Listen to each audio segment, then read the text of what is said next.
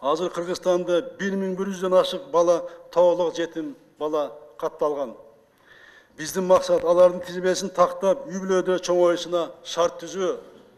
18 жаштан кийин интернаттан кетип, ал балдарыбыз кароосуз калып жатат.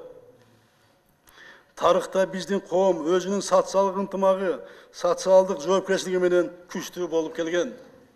Ата-бабаларыбыз жетим жесирди, кары картаңдар кароосуз калтырган эмес. Балдар интернатта эмес, үй бүлөнүн мээримин көрүп чоңоюшу керек. Интернатта ар балага айына 14 000 сом каражат каралат. Жылына 1,5 миллиард сом сарпталат. Ушул каражатты бала асырап алган адамдарга жумшасак, балдарыбыз үй бүлөдө ата-эненин камкордугунда өсөт. Ушул бала асырап алууда дагы коррупция жок эмес.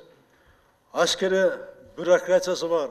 Ушуга мыйзамды өзгөртүп, бала асырап алууну биздин ички жарандарыбызга жеңилдетип беришибиз керек.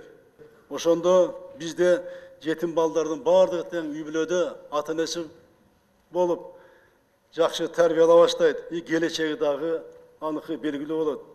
Ден соолукка байланыштуу мамлекет тарабынан кепилдеген милдеттерди кылда тактап чыгуу керек. Анткени 6 жашка чейинки балдарды жана 70-тен жогорку жаштагы улгайгандардын баарын бекерде алып толук өлчөмдө каржыланбай келет. Балдарга жөнөкүл берүү системасын дагы кайра карап чыгып, анын даректүүлүгүн күчөтүп, бул чөйрөдөн бардан жашаган үй бүлөлөрдү чыгаруу мезгили жетти.